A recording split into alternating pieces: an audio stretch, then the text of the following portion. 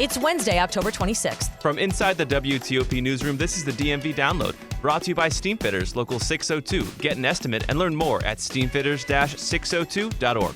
Today, the FBI needs a new headquarters, badly. That's something everyone can agree on. But a nearly decade-long debate over where the next HQ should be, Maryland, Virginia, or D.C., is heating up after Maryland lawmakers learned about changes that could block its two proposed sites. It's outrageous and disappointing. I mean, somehow, someone threw a monkey wrench into it and changed it completely. That's Governor Larry Hogan, who insinuated there's something fishy going on with the selection process for the next FBI HQ. He says the rules unfairly favor Virginia's location. We bring in WTOP's John Domen to explain. If people thought that the process was being rigged to land a site in Springfield, that's sort of the biggest red light in their mind. Thanks for joining us. I'm Megan Cloherty. And I'm Luke Garrett. Remember, this is the FBI we're talking about here, so the selection for a new headquarters is determined by a regimented scoring system, as bureaucratic as a process can be, and as it should be. But last month, the General Services Administration quietly released its scoring system, and it shocked lawmakers, enraging some, exciting others, depending on their preferences, of course, for the FBI's final landing spot. And joining us now to understand these latest developments is WTOP's John Domen, who's been following this fight over the next FBI HQ closely. Thanks for doing this, John. Yeah, let's go. Just bring us back a little bit. This has been going on for a long time. So can you give us a bit of the background here? The J. Edgar Hoover building, while ugly, in my opinion, is definitely centrally located. So why are they moving in the first place? Part of it is it's a crumbling building. Stuff is literally falling apart. There are certain parts of the building that are protected by netting, so Wait, really? Pieces of concrete don't smash people walking down one of the roads around there. Yeah. It's historic. It's historic. It's in rough shape. Physically, that building is in rough shape. And over time, the Bureau has also grown a lot, and there's just not enough room in there to house everybody at this point. There are a lot of what they call off-site offices scattered throughout the region that FBI employees work at that are, they might be headquarters based, but they're not there at the headquarters building. They're in lots of different places. And so all of that led years ago to the FBI and GSA to start looking at new headquarters options. This was back in the Obama administration. I was going to say, this has been going on for a really long time. I'm surprised they haven't determined this yet. So they were getting close. They had narrowed it down to 3 finalists back in 2016, and then there was a presidential election. And new leadership came in and put the blocks on that. They really slowed it down. At the time, there was concerns that when the current FBI headquarters would no longer be used, that whoever got to develop it would put a new hotel there. Mm-hmm. It would compete with other hotels a couple of blocks away that the administration had an interest in. There was a lot of just sort of what ifs. Was it going to be new housing? Was it going to be another hotel? There were huge plans for revamping a plot of land downtown that is in a very high traffic area. Right. And just all those question marks. And then there was FBI leadership that didn't necessarily want to move. And so all of that sort of put everything to a halt. 4 years later, we have new leadership again. Democrats in Congress, many of them locally have a lot of influence, sort of revived this earlier this year, told GSA, get moving on this. It was the same 3 sites, Springfield, Landover, and Greenbelt, that were in the mix again. And we thought we were going to have an answer to all of this by the end of September. And so now it's just one of those things where it could come anytime now. It probably comes sometime by the end of the calendar year, but it's sort of just kind of revived, and it's now hurry up and wait. And, the controversy that we're seeing right now centers around GSA's kind of scoring system. So can you briefly walk us through that scoring system and then tell us why, some people aren't happy with it? So originally, when all this was being dreamed about many, many years ago, the idea was that one of those 3 sites, it'd be the influence of cost, how well those places could be secured from outside threats. Because, really, right now, you walk downtown, you can go right up to the building. They're looking for something that's a lot more protected, less something like Oklahoma City happen again or something like that. So cost, security, and then access to transit. Those were the 3 big things. And they're still part of the scoring mix here. But the scoring system that came out recently that GSA said was going to sort of guide all of this also put a much more heavily weighted influence on proximity to other FBI facilities, which are pretty much in Virginia at this point. There's a facility in the Tysons area, I believe. But the first thing they mentioned was the proximity to Quantico, which really shocked a lot of people because if people thought that the process was being rigged to land the site in Springfield, that's sort of the biggest red light in their minds because there's not a lot of activity that happens between the headquarters level and Quantico right now. Just like nobody really makes that commute very often for much significant reason. So that was really the big flashing light. There are lots of other things that have to get weighed in, but the proximity to certain locations, including Quantico, cover 30% of the 100% scoring. Heavily weighted. Heavily weighted. Everything else is between 10 and 15%. That's interesting. The cost and the access to transit is less than... The cost weighs the least out of everything, believe it or not. Wow. 10% of the scoring is on cost, which also surprised a lot of people because, I mean, look, there are certain agencies that spend better than others. The FBI, and look, for obvious reasons, they're known for spending a lot of money. Cost of this new headquarters does not factor all that significantly into this. I mean, you got to think about like the technology, the security, all the stuff they need in that building. It's not like you're building an apartment building. Right. No. It's going to be pretty expensive. It will be heavily fortified. And that's probably why lawmakers in Maryland and Virginia want it to be in their state. It's going to bring huge revenue in. It's going to be a big deal for those communities. You caught up with Governor Larry Hogan, about this, and he was pretty vocal about his dissatisfaction with this. He's not the only one either. He was the first to actually come out and say it beyond a couple of tweets we've seen from some members of Maryland's congressional delegation. Yeah, he called it outrageous. It feels as if somebody's trying to sandbag the process and either rig it towards Virginia or trying not to move at all. And but it just was it was on the 2-yard line, and they've now kicked them out of the stadium. Pretty much what you would expect him to say. But yeah, that is the general feeling throughout the state of Maryland, that the process is being rigged to go toward Virginia. One of the arguments you're going to start to see is, there was a flurry of executive orders signed when President Biden took office. And the day that he took office, one of those talked about how the federal government has to do more to advance equity. And that's one of the arguments you're going to see being made in Maryland right now. And Virginia lawmakers have been trying to head that off even before all of this, saying, that should have nothing to do with something of this magnitude. But that's going to be one of the arguments you see them make is that, this is the more equitable choice, that there's an imbalance of federal offices already in D.C. and Virginia, and that it's Maryland's turn to get something beyond some federal warehouse space at this point. And remember that like Maryland has 2 of the 3 sites that are being considered. So this is a huge punch to them. Springfield, clearly less accessible from a transit perspective. I would say Landover is probably even less really? Yeah, the Landover site, it's right. I don't know if you remember the old Landover Mall. Yeah. But it's I remember the Landover. It's right where the Landover Mall used to be. So basically at 202 and the Beltway. But the closest metro station each are probably about 2 miles away, whether it's the Largo stop or the Landover stop. So you'd have to have a bus or a shuttle or something. Yeah, and the Springfield site, I think it's like sometime between a half mile and a mile to the Springfield Metro. There's a VRE stop there as well. Okay. But they also threw in proximity to airports, which, Greenbelt would have, BWI is the closest one there. But Springfield, you have Reagan National's about half the distance that BWI is to Greenbelt. Yeah, that's a big deal. Greenbelt has MARC. Greenbelt has the Metro there, obviously, as well. It's accessible to the Beltway. It's very close to NSA, which, as crime fighting delves more into the cyber world, there is a lot of relationship building and relationships that exist between those 2 sites. That's one of the arguments for Greenbelt. Proximity to stuff, like Landover really doesn't make out with proximity to anything. And I'm actually interested. I was going to go to my next question, but I'm interested in where people are living now, because if these little headquarters were scattered all over Virginia and Maryland, I mean, they've got to take some accounting of where the workforce is living, right? Well, I mean, it sort of depends. Like, you've got people that live way out in Virginia. You've got people that live in Maryland. I mean, it's sort of scattered out, and it kind of depends on how high up you are in the Bureau as well. Okay. Because if you thought you were commuting to whatever, Reston, and then all of a sudden it gets moved to Landover, it's like, oof. Right. No, it'd be brutal. There are people that make long commutes every day as it is that live Stafford County, Loudoun County.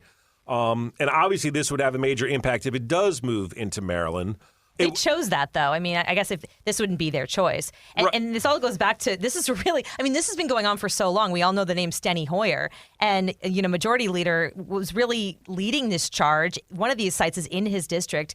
Can you talk about the role he's playing in all of this? Because I think Hogan is like, what the hell, man? Well, so Hoyer's been very much involved in this. And, yeah, the governor said he was leaning on Hoyer to work the White House and sort of make some changes to the scoring system at this point. Yeah, there's a lot of belief that Hoyer's influence in the House was going to have an influence into the final location. That does not, at this moment, appear like it's happening. But if things change, I think we would see. I think we would know where a lot of that influence came from. Yeah, even if it changed like the weighting of what the criteria. There's certainly a lot of hope that at least the weighting would change. I mean, and if you put the scoring system together, like you can talk yourself into a way that the headquarters still ends up in Maryland, but you really have to talk yourself into it if you look at all the scoring and try to look at everything objectively. Virginia makes more sense right now based on the scoring system. Based on the scoring, those that say that this process is being weighted heavily to end up in Virginia, like the scoring does suggest that. So what are lawmakers in Virginia saying? Are they just kind of smiling and jumping for joy? Like, what are they saying about this change? Well, when the scoring system was announced back in September, I did ask Congressman Jerry Connolly's office about that. And, yeah, his quote was, it came in a statement, it was like, yeah, this is what we've been saying all along. And it really has been. For the last forever, they've been pointing out that... like decade, basically. Yeah. They've been pointing out that putting this new headquarters next to other offices already, between the FBI's various other office sites, between the CIA being close by, the Pentagon being close by, that the proximity of all that already makes the most sense in their mind. That's what mission accessibility and helping the mission continue should be the most important thing. They're sort of not into the whole equity idea that it's the Prince George's County's turn. Maybe when it comes to other agencies, I'm sure they would feel differently, but in this case, they're saying that this, that sort of thing should not influence where this goes. And again, the scoring system sort of matches up to their arguments, and they were happy to point that out last month. So what's next? When will we learn? I mean, is the next step they're actually picking a site, or? Supposedly, so last month when the scoring system came out, they kind of laid out the process that's going to happen behind the scenes of like the committee of how they're going to score things together, by themselves, and they'll come together, sort of talk it all out. And however the scoring system works out, that decision would then come about. Is there a deadline for it or no? So the deadline was supposed to be September 30th, the end of the fiscal year. A month ago. So no. But they they had warned earlier that the deadline was probably not going to be hit. So I think the thinking is sometime before the end of the calendar year. But I have not been told that anybody has been told of a firm date on any of this. And you would think with something of this magnitude that the people that are involved, and we don't know who from GSA and who from FBI is involved, but the impression I got is that it's not Chris Wray and the head of the GSA sitting together, that it's maybe a couple steps below them. That's just how I read it. I could be wrong. But you would think a decision of this magnitude would go up beyond even them to the White House. Yeah. And they would have a say on the matter too. And so I think that's where the congressional delegation in Maryland is hoping to catch some ears and persuade some people. But again, really the FBI leadership doesn't want to leave. They're right across the street from the DOJ headquarters right now. At the very top level, look, that does make sense. They don't really want to leave. And so you're still going to see the FBI top brass have a spot in downtown D.C. For years. I mean, it's going to take years to build this thing. It will take years to build. It's not like they're moving anytime soon. Right. And depending on where they pick, there's a lot of work that has to be done on those sites. Like Landover Mall clearly is ready to go. It's just a big empty pit right now. Yeah. But the other locations would take a lot more construction and a lot more work. Look, there's a lot of layers for this. This is not going to be an easy decision. Even when GSA and FBI think they have a decision, I'm sure there's going to be running it up the chain and getting approval, and then it's the federal government.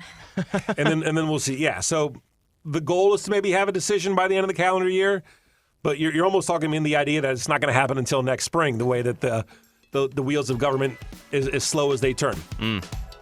Well, John, you said it. There's a lot of layers here, but thank you for walking through each layer with us and helping us understand it. Yep. After the break, we have another DMV Dates segment for you. This one is especially sweet. Backed by the experience of its hardworking members, Steamfitters Local 602 is ready to take on your next commercial, heating, cooling, HVAC, or refrigeration project. Steamfitters Local 602 adds value to our community through its partnerships with local contractors and building owners, all while keeping the focus on improving the lives of its members and their families throughout the DMV. For work that's on time and on budget, go to steamfitters-602.org to schedule your next project. That's steamfitters-602.org. Steamfitters Local 602. Changing lives. I'm Paul Wagner. Join me as I dig deep into the mysterious case of the Potomac River rapist.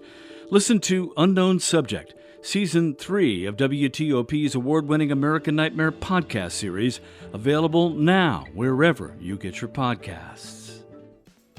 So before we go, we have another DMV Dates idea for you. Whoop, whoop. Mine's kind of weird. I'll say it. So, Megan, how about you start us off? Well, no, if yours is weird, I think you should start us off. Not to fight with you about it, but Wow. But I think if you're like going outside the box, I kind of I'm here for it. Yeah, super far afield here. So, we've been doing this DMV Dates segment for a while, and it's fantastic. I love it. Yeah. But I got to thinking, taking a date every week, which is kind of what we're suggesting, could be kind of exhausting. And sometimes you just need a little personal reset. So I'm going to give some ideas for dates with oneself, which sounds kind of weird. But what I mean by that is, just taking time, 2 hours, like you would with a date with another person, taking 2 hours to go somewhere where you can just not look at your phone, take time with yourself, converse with yourself, think about what's going on, and have fun while you're doing it. I kind of love it because I feel like there's a lot of things too. I mean, we're such a connected society, and this is getting like really big, but like you feel like you need to do things with friends and with someone or whatever. But there's so many things to do in the city, and there's so many amazing places to explore that, building in time for yourself is huge. Totally. So here are 3 ideas. First, just drive to Rock Creek Park and walk on a trail for 2 hours. Do not pick the trail. Just kind of walk. Don't get lost. You have your phone, But just walk you weren't throughout supposed the to look trails. at your phone. You can look at your phone's directions. That's the one rule you can break, okay?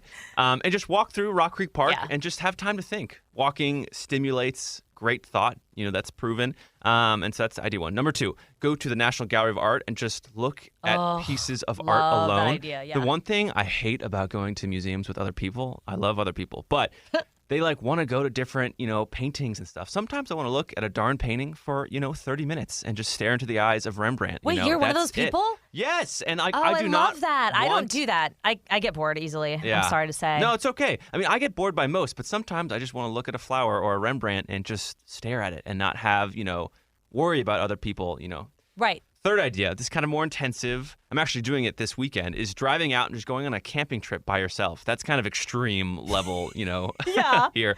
But, go to Assateague and just sit on the beach and Or the camp and Shenandoah cook, or a meal something. for yourself. Yeah. And just kind of have a afternoon, night, morning, to just think and look at the waves and then come home. And then make people miss you a little bit. Yeah, So when you get back, you have something to talk about. It's a win-win, really. Anyway, so that's kind of my farther afield, out of the box DMV Dates suggestion. Okay, well now it is hard to pivot back to pleasing other people and thinking about somebody you want to impress. Okay, I'll make mine quick. I'll try to make mine quick. Here we go. I have a really good one for like a Halloween-y kind of date. Ooh, topical. Yeah. Okay, so first of all, it starts at a winery. I know everyone is shocked that I'm suggesting wine on a date. But I just want to let everybody know, first of all, you don't have to go like out to Virginia, middle of Virginia. Like there's plenty of like District Winery in the Yards Park. Totally. There's plenty of little wine bars around. If you're interested in like really making a road trip out of it, the James Cellars Winery in Glen Allen, Virginia, which is like near Richmond basically, is having an event that's themed toward this. But here's my idea. You go to a winery, you buy a wine flight, which usually costs about $20. Little taster. Yeah, and you get like, 4 or 5 little glasses of wine. A lot of times you're able to pick which wines go in there. Yeah. And you're going to pick these specific wines. Whoa, we're getting a wine list. That pair well with Halloween candy. Whoa. So, Wow, I I'm know. blown away. You're welcome. So what you need to do is, like, if you bought the Halloween candy for the kids or whatever, maybe this is a better date after Halloween when you have Halloween candy at your workplace or whatever. That works. Okay, so you got to grab a Kit Kat, a Snickers, 3 Musketeers, and a Twix. Those are all the standards. Got it. Okay. Apparently, Kit Kat pairs well with Pinot Noir. Oh, I can totally see that. Quote, it makes milk chocolate wafer combo feel like a chocolate-dipped raspberry. Yum. I know. Snickers, you pair with a dessert wine because apparently the nutty honeyness of Snickers is like pulled out by the sweetness. Obviously. 3 Musketeers, you pair with a Chenin Blanc. I hope I said that right. And Twix with a Moscato. And this is all from the Vivino wine app. They like do this every year where they Wow. suggest Little candy wines. pairings. Yeah. So you can pull it up on the app. And I mean, it's easy to find. A bunch of, organizations have done these before. But I thought it'd be so cool. Like grab a couple, handful of That is Halloween cute. candy. Maybe surprise them with the candy. Yeah. And you're like, oh, these, like, pick out the flight and then surprise your date. Yeah. That's pretty fun. Rockland's Farm in Poolesville, Maryland, which we haven't talked about before, is not too far away. It's $20 for a flight. You can pick your own if you want to kind of make a day of it. Because it's supposed to be like 60 degrees gorgeous this weekend. No rain at all. Wow. So either go on a camping trip by yourself or have an awesome, delicious wine and candy date. Based on my sharing about how I really don't like camping, you know where I'm going. Facts. And that'll do it for us today on the DMV Download. We are brought to you by Steamfitters Local 602, and our music is by Real World. Give us a review and rate our show if you get a chance, and tell people about the show as well. You can find out more information and become a VIP listener at dmvdownload.com. An easy way to do that is to share some of our social media. We're sharing it every single day. And what am I supposed to say here? The DMV Download is a product of WTOP News. Listen on 103.5 FM in the D.C. area, 107.7 FM in Virginia, 103.9 FM in Frederick, Maryland, online at WTOP.com, and on the WTOP News app. Have a great evening. We'll see you tomorrow.